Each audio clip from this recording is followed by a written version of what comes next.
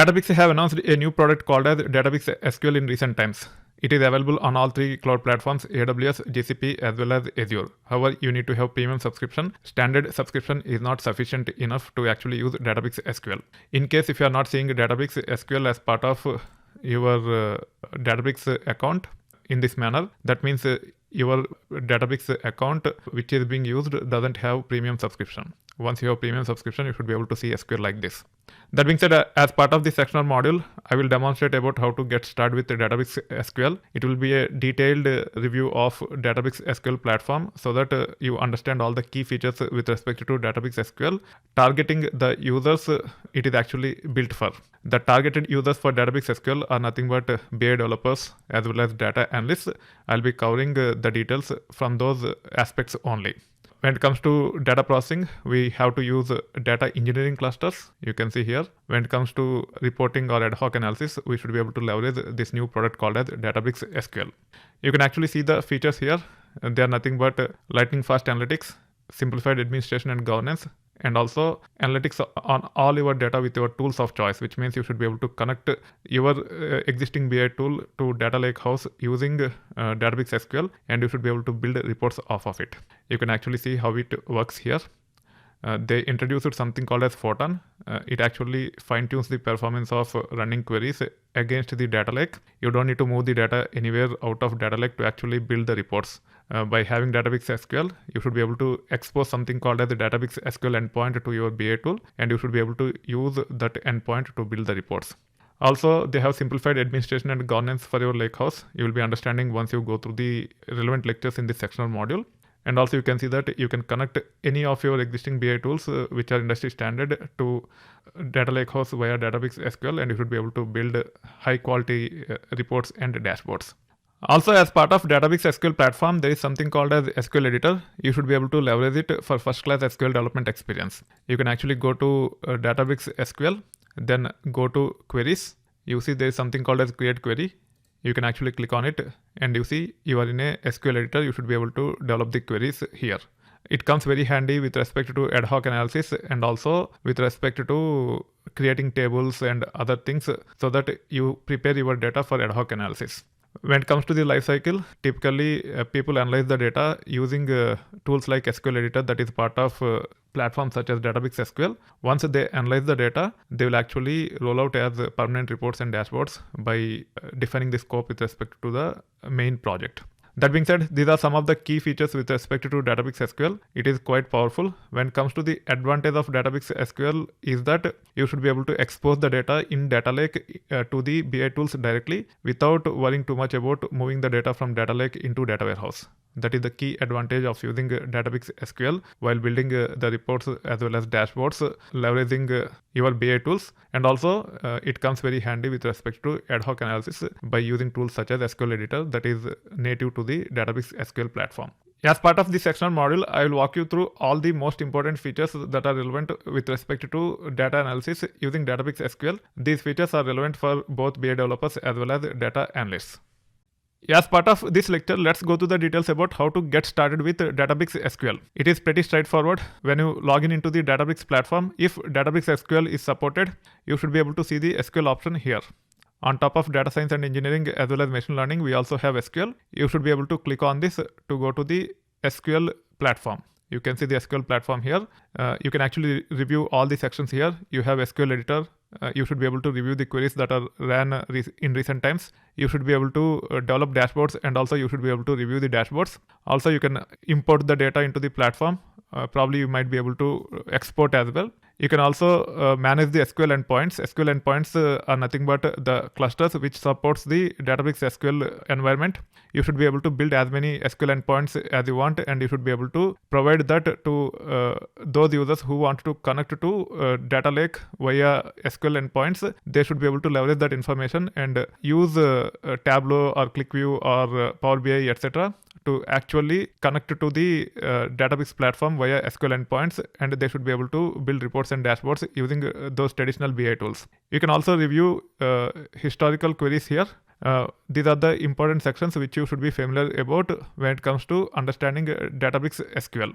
That being said, to get started, once you get into the landing page, As part of the left sidebar, or probably when you actually get into this for the first time, you might see at the middle itself, you see option of run your first query. If you click on it, it will automatically start Databricks SQL endpoint. You see here, it is actually starting the Databricks SQL endpoint. When it comes to SQL endpoint, it is nothing but a Databricks cluster. We need to wait until the cluster is started. Once the cluster is started, you should be able to see the Hive Metastore tables, and also you should be able to run this query. Meanwhile, let's save this. Let me say first query NYC taxi trips. Now we should be able to click here so that it is saved. You can see it is saved. At times, whenever you make some changes, you should be able to click on this to save. It will take care of saving the query. You can see that it is saved. So we need to wait until the endpoint is started. To review the details with respect to the endpoints, you can actually go to SQL endpoints here. We have already saved this, and hence we should be able to click on OK. Now you can actually see the endpoint details here. It is being started. The configuration with respect to endpoint is nothing but small. We should be able to create new endpoints depending upon our requirements. For that, we have to use this button. We'll go to those details at a later point in time. That being said, let's wait until the endpoint is started to run the query. Then we'll actually take it further. When we actually go back to the SQL editor, it have actually taken us to the new query. It is not actually showing the original query which we have seen earlier. We should be able to get that query by going to the queries here. Let's see. Yeah, you can see here, first query NYC taxi trips. Now we should be able to click on this. Now, as the endpoint is started, you can actually review the Hive Metastore tables from default database. Also, you can actually run this query. This query is based on NYC taxi trips, which is there as part of samples. You should be able to click on run. Let's say hello. Now the query will run. You should be able to see the results here. Let's wait until the query runs, and then we'll take it further. You can see that we have set the limit to 1000, which means you'll be able to see 1000 rows here. You can see the output here. This is how you can actually get started with running our first query using the SQL endpoint. The query is run as part of SQL Editor. Using this SQL Editor, you should be able to run any valid Spark SQL query against the Spark Metastore or Hive Metastore tables. We will actually deep dive into a few more details with respect to this editor as part of the subsequent lectures in this sectional module. As we have understood how to run our first query, now let's go to the details about visualization features that are available as part of Databricks SQL Platform. We'll just review the existing dashboard and we'll understand the power of the platform. When it comes to SQL Editor features, we'll actually go to those details as part of subsequent lectures in this sectional module. To actually see the visualization features, you should be able to click on this import sample dashboard. Then you should be able to see a couple of dashboards. One is NYC taxi trip analysis. Second one is retail revenue and supply chain. Now you have to click on import. Once you click on import, it will actually render the dashboard for you. You can actually go to the dashboard and you should be able to understand some of the basic features that are available as part of the platform. This is how you should be able to get started with sample dashboards to understand the capability of Databricks SQL Platform. Even though we will be able to build dashboards and reports using Databricks SQL Platform, typically most of the organizations use standard BI tools such as Power BI, Tableau, Qlik, etc. When it comes to Databricks SQL Platform, it provides integration with respect to all standard BI platforms. You should be able to connect your BI tools to Databricks SQL using SQL endpoint. From there, you should be able to build the reports as well as dashboards. For that reason, I'll not be spending too much time with respect to visualization features that comes as part of Databricks SQL Platform, but I'll be covering rest of the details about how to use the SQL Editor effectively to analyze the data. And also, I will throw some light about connecting third-party tools using SQL endpoint to build reports and dashboards. That being said, now let's spend some time to understand more details with respect to SQL Editor. We'll also see some of the additional features with respect to platform before we actually get into the details related to SQL Editor. As part of Databricks SQL Platform, we have gone to the details related to SQL Editor as well as dashboards. Now let's understand how to explore available data that is there as part of Databricks Platform. For that, you should be able to click on this. It will take you to the Data Explorer. Data Explorer is nothing but the interface which will actually facilitate you to access databases and tables that are available as part of the platform. You can see that we have Hive Metastore. In that we have default. You can actually click on this. You see there is another Metastore called as samples. One is Hive Metastore and the one is samples. These two are nothing but Metastores only. As part of samples, you can actually review the databases as well as tables. In this case, as part of default database, there are no tables. That's why you are not seeing any tables here. However, if you click on this, it will actually list the databases that are there as part of samples Metastore. The databases that are available as part of samples Metastore are nothing but NYC Taxi TPCH. These are available out of the box for you. Unless your enterprise blocks them, you should be able to access these to explore the features with respect to Databricks SQL. Now let's click on NYC Taxi. You can see there is one table called as strips. Earlier, as part of SQL Editor, we have ran query against this table that is part of NYC Taxi only. Now you should be able to click on this to actually get more details about the table. You can see the details. These are the columns which are there as part of this. You should be able to review the data as well. You can go to the sample data and you should be able to review the data. You can also review the permissions associated with this table. That being said, as of now it is saying permissions cannot be viewed or edited on samples data. Samples is public. For that reason, I think they have restricted this. If you create your own databases and tables, probably you might be able to see the permissions as well. You can also see the history by clicking on this. As of now, there is no history. We will actually explore those details at a later point in time. For now, we have understood how to get into the Data Explorer and also how to access the details related to databases as well as tables that are there as part of the Databricks SQL platform. Whatever tables you create using the other type of clusters such as data science and engineering, machine learning, etc. will be visible even as part of the Databricks SQL platform. So you can actually cross-communicate the databases from one type of Databricks platform with another type of Databricks platform using the Metastore databases and tables. That being said, it is very, very important for you to understand this powerful Data Explorer so that you can analyze your tables to come up with the queries to build the reports and dashboards, and also to build your data engineering pipelines. That is the main intention behind providing Data Explorer for us. As part of this lecture, let's go through the details related to capabilities of SQL Editor. To understand the capabilities of SQL Editor, I'll be setting up a database and also I'll be creating a couple of tables as part of the database. You can review the script which we are going to execute. We are actually going to create a database by name retail_db. Also, we are going to create a couple of tables in it. As of now, the database doesn't exist. I have come up with the script. I haven't ran it yet. That being said, first let's understand how to get into SQL Editor. To get into SQL Editor at any point in time, you should be able to click on SQL Editor here. It will take you to new query. You should be able to rename by clicking on this, and then you should be able to periodically change by clicking on save. At any point in time, if you want to run, you should be able to click on run. Then you should be able to run the script. You can have multiple SQL statements as part of the script. That being said, let me close this. Now we should be able to go back to the previous query by hitting the back arrow. You can see the setup retail database query here. Now we should be able to click on run. It will take care of creating the database, and also it will take care of creating the tables as part of the database. First, let's make sure whether we have retail_db database or not as part of Hive Metastore. In this case, we have chosen Hive Metastore. As part of Databricks SQL, we can have multiple Metastores also. You can click on this to review the existing Metastores. At this time, we have Hive Metastore as well as samples. Samples is public Metastore which is provided to us as part of Databricks SQL platform itself. Now we should be able to click on this to collapse. You can actually review the databases that are there as part of this Metastore by clicking on this. You can see that at this time we have airlines, default, GitHub, ITVGH, RawDB, students_db. These are my databases in my Metastore. You might not see all these, you might see only default. As part of the default, I have these 6 tables. However, at this time, you can confirm that there is no retail_db database. Now you should be able to click on run. It will take care of creating the database, and also it will take care of creating the tables in that database. It is taking a bit of time to actually run the script. Let's wait until this is completely run. Then we should be able to review the details about database as well as the tables in the database. Now you can see the message. It is only showing the message related to the last query. However, all the queries are successfully run. You should be able to click on this to refresh databases as well as the schema. Now you should be able to expand this. You can see retail_db. You can actually click on it and you can see orders, also order items.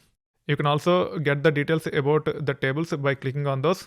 You can see the columns that are there as part of the table. Also, you should be able to click on this to review the columns in this table. As of now, there is no data in these tables. You can actually run queries against these tables and you can confirm whether there is data or not. In case if you wanted to come up with a new query to actually validate whether data is there as part of the tables or not, you can actually click on this, go to SQL Editor, and then you should be able to say select star from retail DB orders as well as retail DB order items, and you should be able to review whether the data is there as part of the tables or not. Also, you can actually go to data here. Using this data explorer, you should be able to validate whether the tables contain the data or not instead of writing queries. You can actually click on this, then go to retail_db.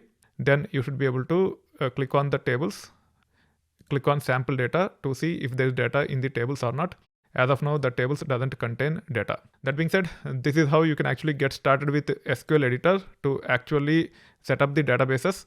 Whenever we click on SQL Editor, it will always take you to the new query. To go back to the historical queries, you should be able to click on this, and you should be able to click on the query here to actually load the query or script which we have developed earlier. Keep in mind, to execute these commands which are part of the editor here, we need to make sure that the editor is attached to the endpoint. Without being attached to the endpoint, you will not be able to run these commands or queries. That being said, I need to make sure that I have if not exists here. So let me copy paste it here. Now it is up to date. It is automatically saved. If not, you can actually click on this and you should be able to save. Now the script is ready. It is time for us to get data into these tables. I'll be using data engineering cluster that comes as part of Databricks Platform to get data into these tables. Once we get data into these tables using Databricks data engineering cluster, we'll actually take care of validating the data using SQL Editor or Data Explorer once again. Let's go to the details about getting the data into these tables using Databricks data engineering clusters. As part of the previous lecture, we have gone through the details related to setting up database using scripts that are developed using SQL Editor of Databricks SQL. Now it is time for us to get data into these tables. However, before getting data into these tables, we need to understand metadata of these tables that are created in the previous lecture. In this lecture, let's go to the details about reviewing the metadata of these tables so that we can actually come up with appropriate logic to get data into these tables. Without doing that analysis, if you directly get into the details about loading data into the tables, then you will unnecessarily be running into few issues. That being said, let me go here, click on SQL Editor. Now let's say review retail database.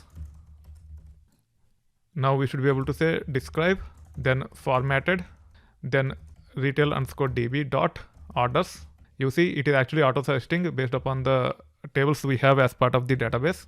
I would like to even review the details with respect to order_items. Now I would like to review one table at a time. To review one table at a time, we should be able to select one query, and then we should be able to click on run selected. Now we should be able to get the output related to this. You can see the output here. The table contains 4 columns: order ID, order date, order customer ID, and order status. When it comes to order ID and order customer ID, they are of type int. When it comes to order date and order status, they are of type string. Another important information which you need to review is nothing but location. The location for this table is nothing but this one. Also, you should be reviewing the provider. When it comes to provider, it is nothing but Delta, which means the table is created using Delta file format. When you actually use Databricks SQL Platform to actually create the tables, the default provider will be Delta. In the similar manner, you can also review the details with respect to order_items. You should be able to select this command, click on run selected. Now it is being executed. Once it is executed, you should be able to review the output here. You can see that order_items have 6 columns. They are nothing but order item ID, order ID, product ID, quantity, then subtotal and product price. The first 4 columns are of type integer. The last 2 columns are of type float. You can also check the location as well as provider. Even for this table, the provider is nothing but Delta. We can not only get the details with respect to the tables using commands like this as part of query editor. We can also go to the data explorer. Let's make sure this is saved. Let me click on save here. Now it is saved. Now we should be able to go to data explorer. As part of data explorer, we should be able to select appropriate database. It is nothing but retail_db. You can review the details with respect to database here. The location with respect to database as part of the DBFS in my account is nothing but this one. We can also click on table, and we should be able to review the details about the table as well. When it comes to the schema with respect to orders, it contains 4 columns. You can review the data types as well. You can also add comments to these columns using edit option here. If we have data, we should be able to review the data by clicking on sample data. As of now, these tables doesn't have data, and hence even if you click, you will not see any data. You can also review the details of the table. You can see the location of the table. You can see the type. However, it doesn't provide the details related to file format. From here, you might be able to determine, as we have delta, you can say that these are of type delta, but the information is not provided the way it was provided as part of describe formatted command. However, you can actually see the type of the table here. It is nothing but delta. When you actually create tables using SQL Editor that comes as part of Databricks SQL, especially with respect to managed tables, you will be able to create only delta tables. You will not be able to create any other type tables. I haven't explored about creating external tables. I don't know whether we'll be able to create other types of tables using create external table option. We will go through those details and confirm whether external tables can be created or not using create external table using different file formats than delta. That being said, this is how you should be able to get the details about the tables. We can either use SQL Editor and run describe formatted commands to actually get the details about the tables, or we can also go to Data Explorer and we should be able to review the details about the tables. Keep in mind that these tables are of type Parquet file format. Also, make sure you review the column names as well as data types.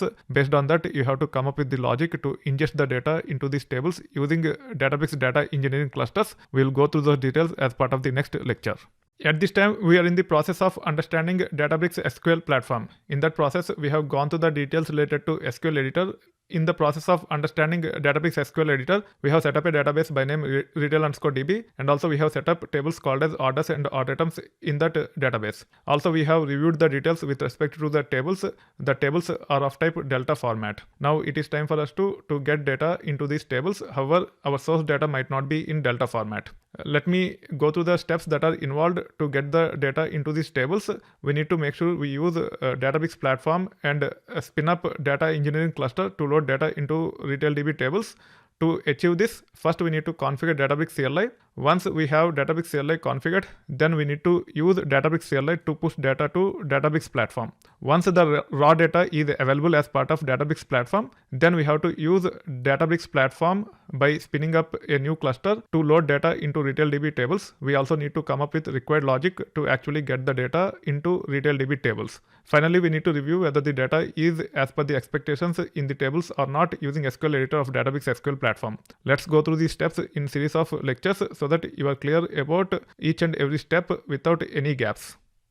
At this time, we are going through the steps that are associated with getting the data into the delta tables that are created using SQL Editor of Databricks SQL Platform. The first step is nothing but configuring the Databricks CLI.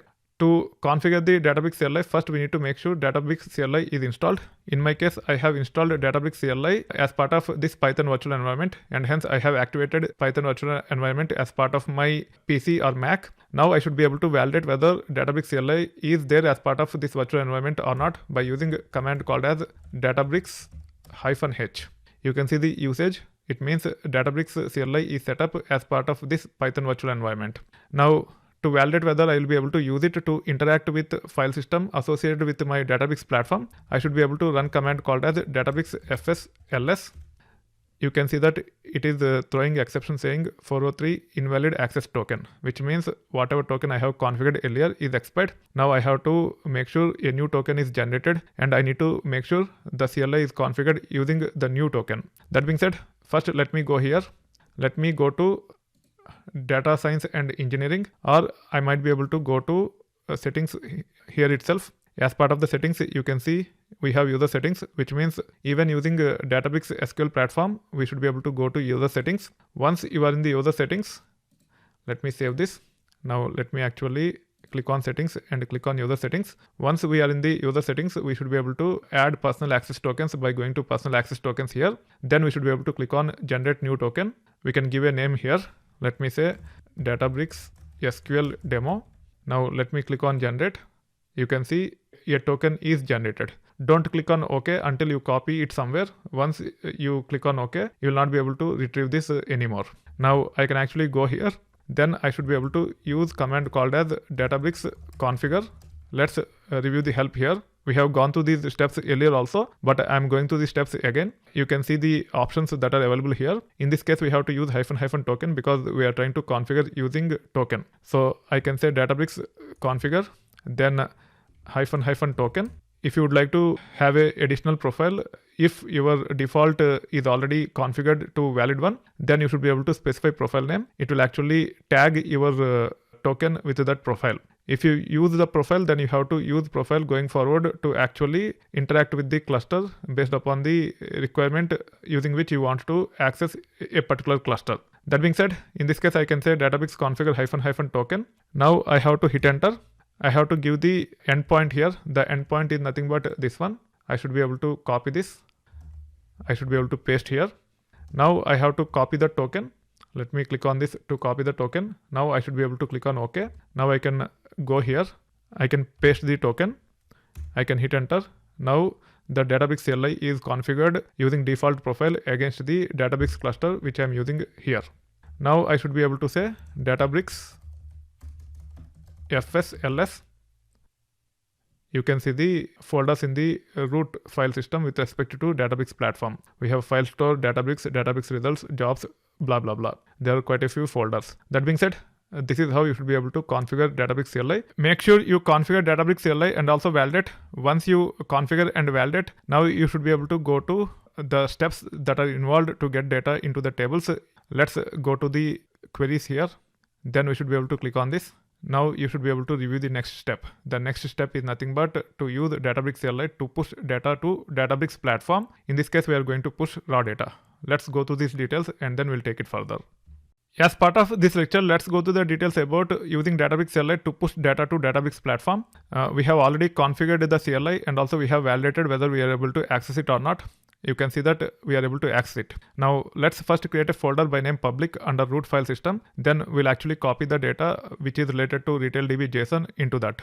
We'll be using that retail.db JSON as raw data to push into the tables which are created using Delta format. That being said, you should be able to say Databricks FS then -h to get the help on FS command. You see there is a command called as mkders. You should be able to use it to actually create the folder. So let me say Databricks FS and then mkders. Let me say /public. Let's hit enter. However, it is throwing error because we have to specify protocol like this. Let me copy this. Now let me clear the screen here. Let me hit up arrow. Now let me paste it. We need to delete one of the forward slashes. Let me delete one forward slash. Now let me hit enter. It will take care of creating the folder for us.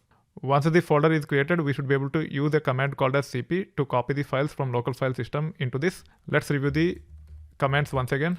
In this case, I'm saying Databricks FS, then -h. You can see there is a command called as cp. Let's review the details with respect to the command by saying cp, then -h. You can use recursive to actually copy the folder. When it comes to the dataset is part of this location. In my system, the path is nothing but /users /itversity, then research, then data, then retail_db_json. I would like to copy this folder recursively into public in DBFS. For that, I should be able to use command called as Databricks fscp. Then I have to specify the local path, which is nothing but this one. So this path will act as the source. Now we have to specify the destination path. The destination path is supposed to be DBFS path, and hence we have to say DBFS:/public, then retail_db_json. In this case, we have to copy the folder recursively, and hence we have to say --recursive, or even you can actually specify -r. Whichever is comfortable to you, you should be able to specify in that manner. Now we should be able to run it. It will take care of copying the local retail_db_json folder into DBFS retail_db_json folder under public. Let's wait until all the files are copied. Then we will actually review using the CLI commands itself. In this case, I am killing this because it is taking too much of time because of this .git folder. I will delete that folder and then I'll run the command once again. Let me hit Ctrl+C to kill this. First, let's clean up the retail.db JSON that is being added as part of DBFS. Then we'll take it further. If you say Databricks fs-h, you see there is a command called as rm. You should be able to use it to actually delete a folder in DBFS. You can specify -r or --recursive so that the complete folder is deleted. So in this case, I can say Databricks fs rm, then DBFS, then :/public retail_db_json -r. It will take care of deleting the folder recursively. You can see that the delete is finished successfully. Now it is time for us to clean up the .git folder under the source location. The source location is nothing but this one. Let me copy this. Now let me say ls-altr, paste it. You see there is a hidden folder called as .git. I would like to delete it. So in this case I can say rm-rf, paste the source location, then / then .git, then let me hit enter. Now the folder is deleted. Now let me run Databricks fscp command once again with recursive. It will take care of copying all the files and folders into the DBFS. This time it will be a bit faster. Let's wait until this command is done. Then we'll actually take care of validation. Now data is successfully copied into the target location. You should be able to validate by saying Databricks fs ls, then the target location is nothing but dbfs : /public, then /retail_db_json. You can hit enter. You should be able to see the subfolders in that location. Let me say Databricks fs ls-h to see if it have recursive option. There is no recursive option and hence we will not be able to review the files directly. We have to list one folder at a time. I will be listing orders and order items in this case. So I can actually say Databricks fs ls dbfs public retail db.json, then orders. You can see that there is a file in that location. In the similar manner, we should be able to validate order_items as well. You can see the file here. Also, we should be able to use Databricks web interface to actually review the details. In this case, you can actually go to the data engineering.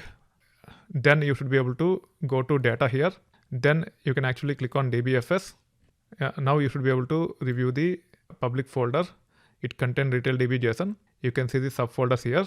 You can see order items as well as orders. Both orders as well as order items have the files. We should be able to leverage these files to actually get data into the Delta tables.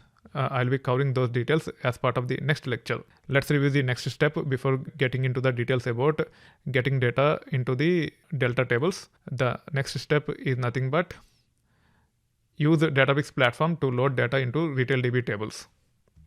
Yes, we are ready with the raw data as part of the Databricks platform. Now it is time for us to load data into retail DB tables. It is a bit major task and hence I'll be breaking this down into subtasks, which means I'll be having multiple lectures to cover this step 3. First, let's go to the data science and engineering.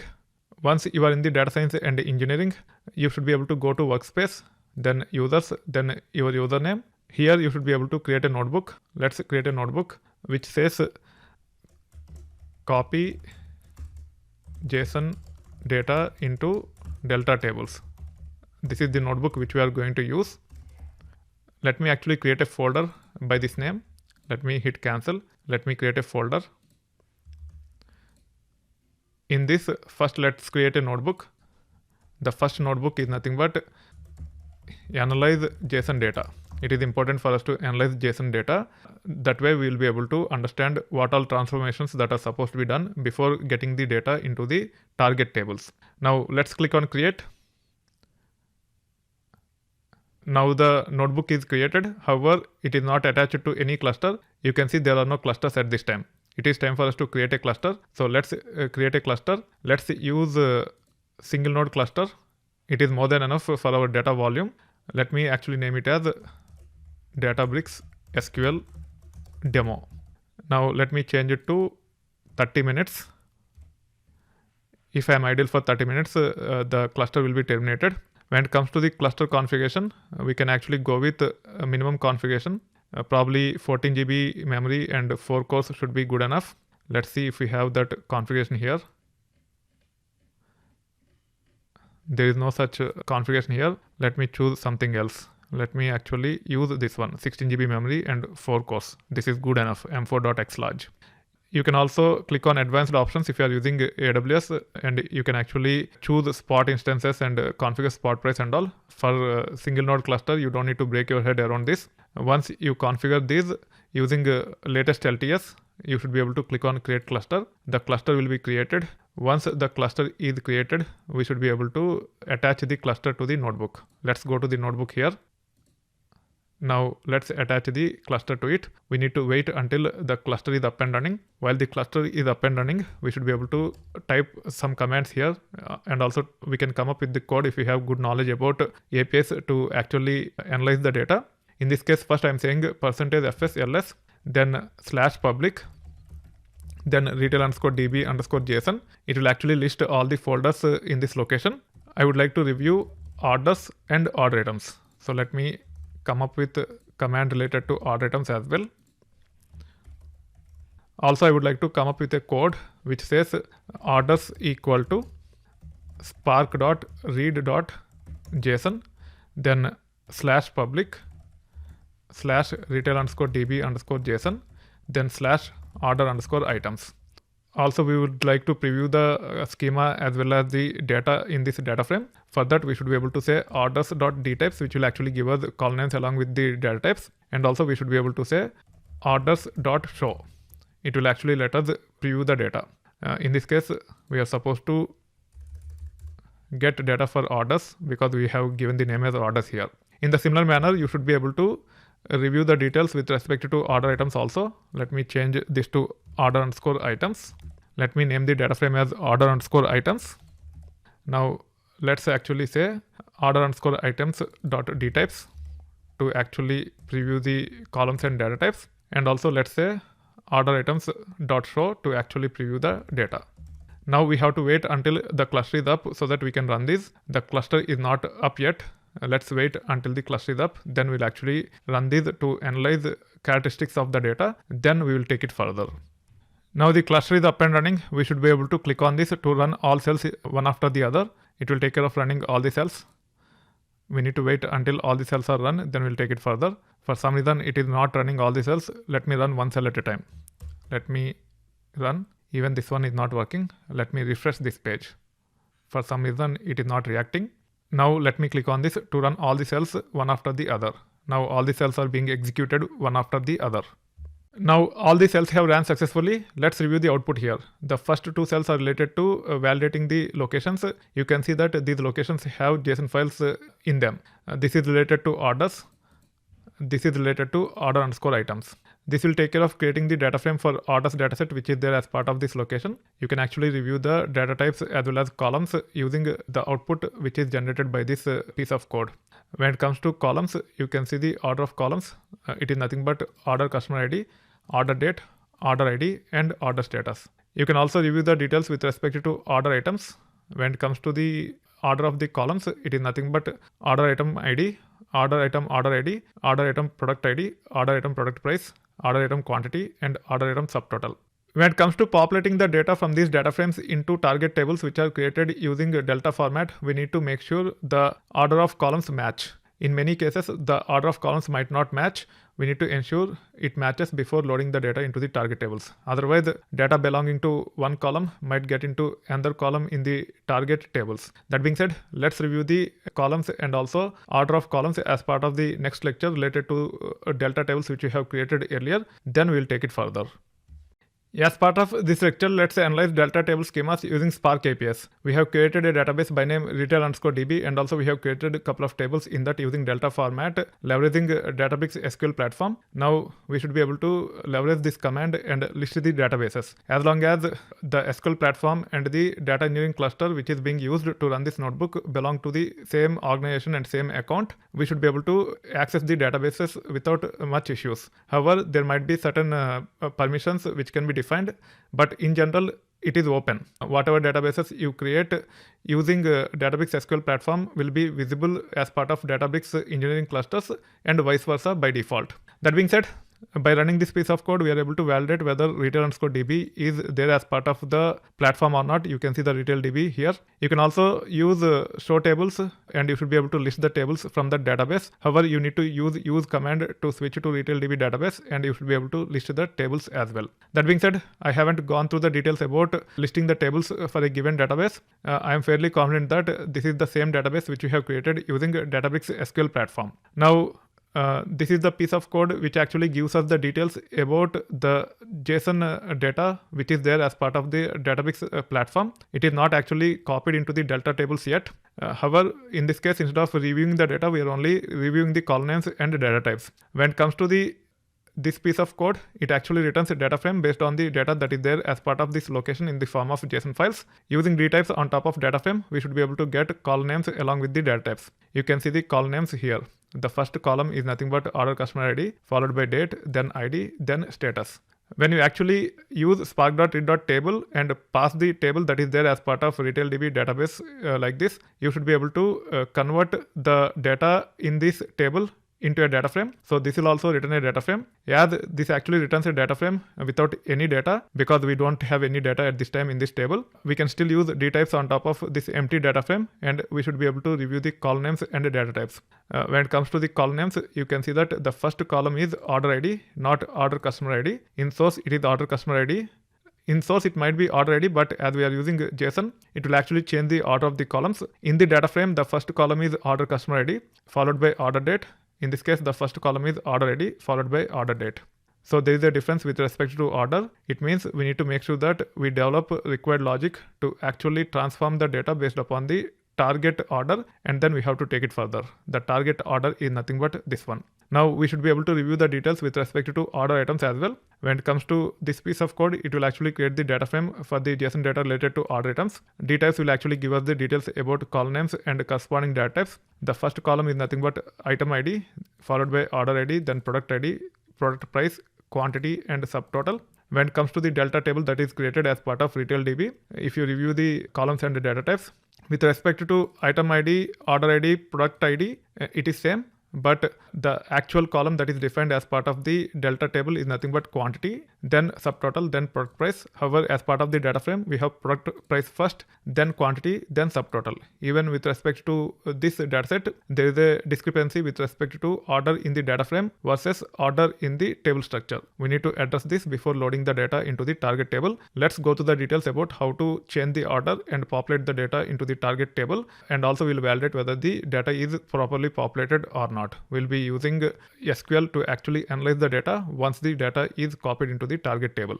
As part of this lecture, let's go to the details about loading data from Spark data frames into delta tables while addressing the issue of out of order with respect to columns between data frames related to JSON data and the target tables. In this case, the target tables are nothing but delta tables. If we don't address that issue, the data belonging to one column might end up in another column in delta table. That being said, first let me explore the APIs, then we'll actually come up with robust code which can be leveraged to get the data from data frames into delta tables while addressing the column ordering issue. In this case, we are creating data frame by name df using the data that is there as part of this location in the form of JSON. We are reviewing the columns here. You can see the column names. You can also review the column details with respect to delta table that is there as part of retail_db using this piece of code. You can see that the order of columns in the delta table is nothing but this one. Now I'm creating a variable by name target_columns. Whatever we are seeing here is being assigned to this. So target_columns will contain a list like this, which will contain the column names from the delta table orders. Now once you have data frame, which is nothing but this one, even though the order of columns differ, what you can do is you can say select like this, and then you can actually say star, then you can specify the target columns. Target columns is nothing but the list from retail DB orders. Now automatically it will actually create a new data frame which will change the order of the columns based upon the target table. In this case, you can see the columns information here. Now the order is changed to whatever is there as part of the target table, which is nothing but this one. This is how you should be able to change the order of the columns before loading the data into the target table. Once we change the order of the columns and create the new data frame, we should be able to use this new data frame to push the data into the target tables. This is the piece of code which will take care of that. You can see here. First, we are creating data frame by name df. Then we are actually getting the target columns by using this piece of code. This will actually contain the list of columns. Then using this data frame, I am selecting based on target columns order using star target columns. Then we are actually using write. As part of write, we are actually saying mode overwrite, so that if the data already exists in the table, it will be overwritten. Then we are using insert into. Then we are actually passing the table name. Whatever is the table name, it will actually use the order of the columns based on the table because of the logic here, and then data will be loaded into appropriate columns without any gaps. Once you actually create this function, you should be able to use the function like this. So first we are actually populating the data which is there as part of this location in the JSON format into this table. Then we have populated the data related to order items which is there as part of this location into this table. You can see that it is successfully executed. Now it is time for us to validate. Let's get into the Databricks SQL platform and validate whether the data is as per the expectations as part of the target tables or not. In the past few lectures, we have gone through details related to getting data into RetailDB tables that are created using Databricks SQL. Now let's review the data using SQL Editor of Databricks SQL Platform to confirm whether the data is actually populated into the tables as per the expectations or not. I have already developed the query. You can actually see here. This query is nothing but a script which actually contains multiple queries. We should be able to run this. It will work as per the expectations, but we'll not be able to see the results one after the other. It is not matured enough to actually display all the results. To make sure that we validate the results, we will actually run one query at a time. First, let's run this. You can see the results here. You can see that it have returned 68,883, which means retaildb.orders contain these many records. I am aware of the fact that the files which are used to populate this table also contain these many records. Now let's run this. The JSON files which contain order items data contain 172,198. If everything is populated as per the expectations into this table, even this one should return 172,198. You can see the count here. With respect to order underscore items, we can see 172,198. Now let's run this to preview first 10 records from orders table. We should be able to see first 10 records. For each and every column, we should be able to see the values as per the expectations. Let's wait until it returns the results, then we'll actually go to the data. You can see the data here. We have order ID, order date, order customer ID, order status. The results are as per the expectations. We can also run this. We should be able to see details with respect to all the 6 columns we have as part of this table. It is still running. We have to wait until it returns the first 10 rows from order underscore items. Now you can see the first 10 rows from order underscore items. You can see the results related to order item ID, order item order ID, product ID, quantity, subtotal as well as product price. Now one of the key validation with respect to the data load process is nothing but getting the distinct count with respect to retaildb.orders. In the original dataset, this is primary key field. And hence, whatever is the count we have seen earlier, it should return the same number here. If there is any issue with respect to out of order of the columns, you might be able to identify those kind of issues when you actually run these kind of queries. You need to identify all the key columns and you need to make sure that you perform some additional validations rather than just going through the counts and just reviewing the first 10 records. It is better to perform additional validations like this to confirm whether all the data is populated into the tables as per the expectations or not. You can see that when it comes to order ID, the count of distinct order IDs, it is nothing but 68,883. The overall count is also 68,883, which means as part of this table, order IDs are unique. In the similar manner, you should be able to run a count of distinct on order item ID on top of order items table. You can see that it have returned 172,198. The original count with respect to order underscore items is also the same number, which means in this dataset, order item ID is unique. This is how you should be able to perform additional validations using the SQL editor that comes as part of SQL platform to confirm whether the data is properly loaded or not. So when it comes to SQL editor, it comes very handy with respect to analysis of the data. It's pretty powerful tool. This is how you should be able to create tables using SQL editor, populate data using data engineering clusters that comes as part of Databricks platform. Once the data is available as part of our target tables, we should be able to connect our BI tools and we should be able to build reports and dashboards. And also we should be able to analyze the data by running Adhoc queries against the tables that are there as part of Databricks platform using SQL editor that comes as part of Databricks SQL platform. Databricks SQL platform is quite powerful from the perspective of building reports and dashboards as well as performing ad hoc analysis.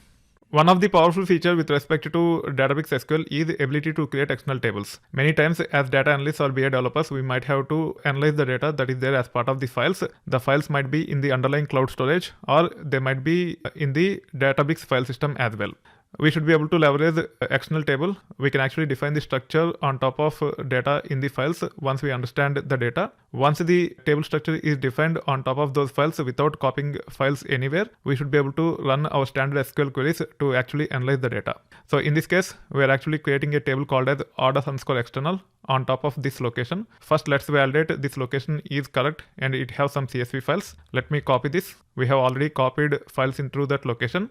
Now if I say Databricks FSLS, paste, hit enter, you can see that there is a file in it. So in this case, I'm actually pointing to this location. As long as all the files in this location follow the same structure, where the structure has to be with 4 columns and the data types of those columns have to be int string. As long as the data and the structure are consistent, we should be able to create a table pointing to that location and we should be able to run queries to analyze the data.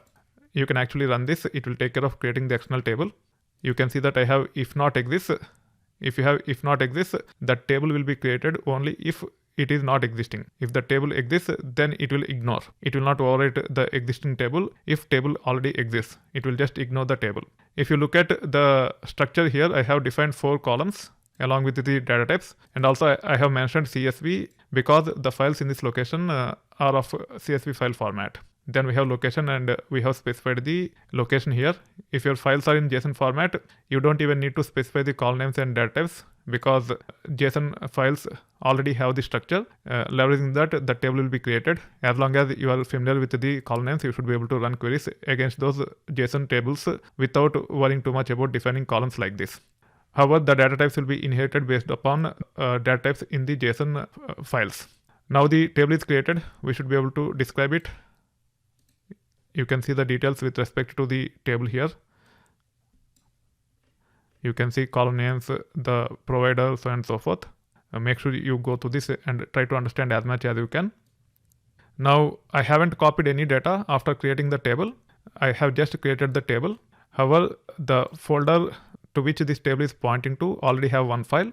We should be able to run this query and see whether the data is actually readable or not. If the structure is not consistent with this, then you will be seeing some issues with respect to the data. However, in this case, you can see that everything is looking fine. You can also run this to actually get the count. This is how you should be able to create external table on top of files in DBFS or Data Lake. This feature is also available when it comes to pointing to underlying cloud locations such as S3 location, ADLS location, etc. However, you need to make sure that the integration happen between your Databricks SQL platform and the underlying cloud storage by passing the appropriate IAM roles or credentials. Without that, you will not be able to create external tables directly off of your cloud storage. I'll try to cover those details at a later point in time. It is not relevant for this course and hence I'm not getting into too many details with respect to that. In many cases, even though the files are in underlying cloud storage, your administration team might expose it as a mount point in DBFS. As long as the files are available as part of DBFS point, you don't need to worry too much about the underlying cloud storage. DBFS acts as abstraction on top of underlying cloud storage. That being said, this is how you should be able to get started with external tables. Keep in mind that you can actually create external tables using different file formats, not just CSV. You can review the documentation and you should be able to take it further. As part of this external module, before getting into the external tables, we have actually gone through the details about creating the tables. We have created the tables using a Delta format. Then we have seen how to get data into those tables leveraging the data engineering team. I have even demonstrated about how data engineers work to actually populate your tables. However, at times, the data analysts or BI developers might have to create temporary tables. As part of those temporary tables, they might have to load the data and then perform the analysis. If they have to rely on data engineers, even for simple data ingestion, then it doesn't make sense. So Spark SQL actually provides something called as copy command. It is also available as part of Databricks SQL. Let us understand how to use copy command to get data into the Delta tables on top of Databricks SQL platform. In this case, I'm actually going to drop the retail DB database using Cascade, which means all the tables that are there in the database will be gone. Let me select this and let me run it. Now the database will be deleted. Now I have to create the tables. I already have the scripts to create the tables as part of the existing query files. It is nothing but this one, setup retail database. I can actually copy and paste into this one. Let me actually copy paste into this one. I'll be providing this whole script to you so that you don't need to go back and search for it. Now I'm actually creating the retail_db database once again, because it is dropped using Cascade, which means it will actually drop the database along with the tables. Now the database is created. This database will not have any tables in it. If you wanted to review, you should be able to select the retail DB database here. You need to refresh. Let me refresh. Now you see the tables are gone because we have dropped the database using Cascade. Even the external table which we have created as part of the previous lecture will be gone. As the database is empty, now let me actually create this table. It will take care of creating the table. In this case, the table is being created using Delta format. Delta format is the default format with respect to Databricks SQL. You should be able to review the details by clicking on this. This will give you the details about the column names and the data types. If you want to get the details with respect to the format and all, you can actually go to data. Then you should be able to choose the appropriate database, which is nothing but retail_db. Then you should be able to go to orders, then details. You should be able to get the details with respect to the table properties. That being said, now let's go back to the queries here. Let's click on this. The table orders is created. Now let's create order items also.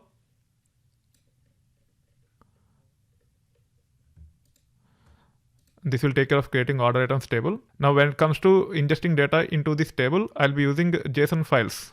The JSON files are available in this location. We have even developed the program earlier using the files in this folder only. We should be able to validate by using Databricks FSLS.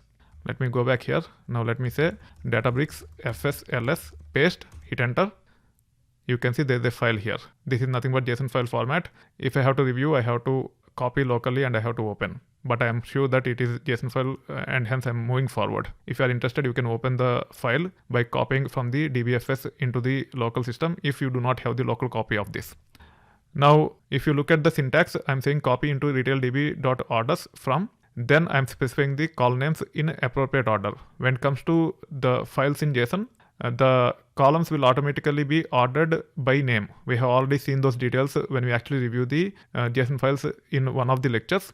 We have seen that the first column is nothing but order customer ID, followed by order date, then order ID, then order status. It is because even though the JSON files have columns in a specific order, it will automatically sort the names when we use spark.read.json to actually read the JSON files. To avoid any such issues based upon the column order in create table statement, which is nothing but order ID, order date, order customer ID, order status, we need to project the fields. Let me actually collapse this. Let me also move this down. Now, if you look at the select statement, I have column name, then a double colon, int, then column name, so on and so forth. So this column name is from the JSON files. This is the data type to which I would like to cast the data to. So even though the data types doesn't exactly match or compatible, it will make sure that they are typecasted to whatever is specified here. This is the column name in the target table. So this order ID should match one of the columns in the orders, then only it will work. Also, as order ID is the first column, it has to be first column. It is not just one of the columns. This has to be first column. Then comes order date. Again, this order date belongs to the JSON file. In this case, we are trying to typecast to string, and the target column name is nothing but order date. You can see that the second column is order date, and also the data type is string. As it is string here, we are actually typecasting order date to string. Like that, we need to make sure we have the mapping for each and every field. Then we'll not be having any issues. It will actually get the data from this location, apply required transformations based upon what we are projecting here. As we have specified file format equal to JSON, as long as we have JSON files in this location, it will work without any issues. Now, before running this, let's run a query saying select count of star from orders. In this case, retail_db dot orders. Let me select this. Now let me run this.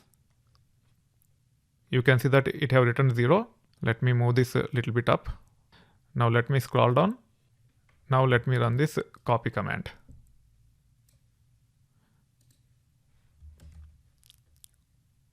Make sure you select only one command at a time when you try to use run selected. Otherwise, you might run into issues. You have to be extremely careful while selecting the commands or queries to run using run selected option here. Now you can see that the copy command ran successfully. You should be able to review the message here. Now you should be able to run this command once again to get the count.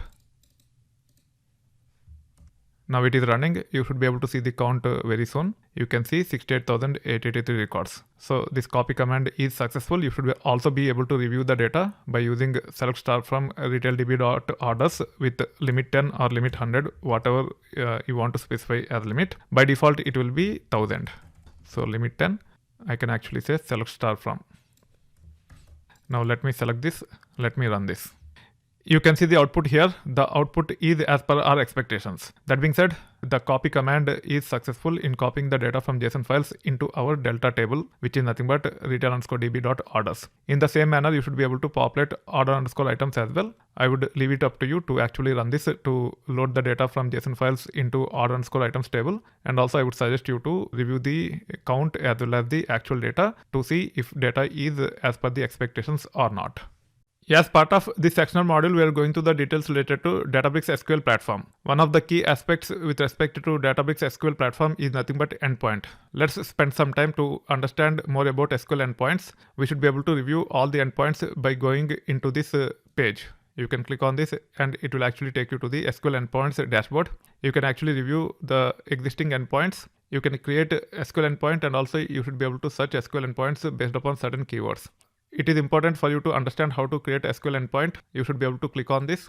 When it comes to SQL endpoint, it is nothing but a cluster which you will be exposing to your BI tools based upon the requirements of your BI tools, such as the number of users that are going to use and also the performance criteria with respect to reports and dashboards. You have to choose the appropriate configuration for the SQL endpoint. Let's say retail as the name for the endpoint. You can see there are different options with respect to node configuration. You should be able to choose whatever configuration you need per node. Let's assume we would like to create endpoint with a large. We can actually choose large. Large comes with 40 dBU per node, and hence you should be able to choose large. When it comes to production, you might have to disable auto stop so that when the reports are not served by this endpoint, it will not stop automatically. Instead, it will just go to the minimum number and it will wait with the minimum number. At any point in time, anyone can log in and at least start looking at the reports. Once they start using it extensively, it will scale up to the maximum number based upon the number you specify here. Let us say we would like to specify 4 here. Now, when it comes to this endpoint, it will start with 1 when we actually click on create. Then based upon the activity, it will scale up to 4 if it requires more resources. Once there is not much activity as part of the cluster, it will start scaling down to 1. However, as we have disabled auto stop, it will actually have 1 node as part of the endpoint all the time. It can actually serve the reports whatever is required at any point in time. That being said, you can also review advanced options. You should be able to specify tags. Based upon the tags, you should be able to review the billing as part of your AWS console, as this is on top of AWS. Also, you should be able to configure spot instance policy. If you choose cost optimized, then spot instances will be used. If you choose reliability optimized, then spot instances might not be used. When it comes to spot instances, as part of AWS, it is not guaranteed that you'll be getting the instances, which means reliability will be compromised when you use spot instances. So based upon your requirement, you should be able to choose one of these, and then you should be able to click on create. It will take care of creating the endpoint. Once the endpoint is created, you should be able to use the endpoint to actually connect BI tools to this SQL. And then you should be able to build reports and dashboards using the Metastore tables that are there as part of this Databricks SQL environment. You can see that the endpoint is being created. You can review the connection details from here. You should be able to follow the instructions and you should be able to configure your BI tools. That being said, this is how you should be able to create endpoints. If at all you would like to stop or delete endpoints, once again, you can actually go to the SQL endpoints here. You can stop. In this case, the starter endpoint is currently running. I should be able to click on stop to actually stop it. Also, in case if you would like to alter with respect to this endpoint, you can just click on this, say edit, then you should be able to alter this. For example, even though it is small, let's say I would like to stop it if there is no activity for 30 minutes, then I should be able to change 30 here. Then I should be able to click on save. Whenever I need, I should be able to start and I can take it further. Or whenever we launch SQL Editor, we should be able to configure SQL Editor with this. It will automatically start it. Once it is started, you should be able to run queries using this small starter endpoint. That being said, the other endpoint which we have at this time is nothing but retail. It is still coming up. This is how you should be able to review as well as manage SQL endpoints using Databricks SQL Platform. The main purpose of SQL endpoints is primarily to use SQL Editor and perform ad hoc analysis against our data, and also to connect the BI tools to the data lake that is being built using Databricks Platform.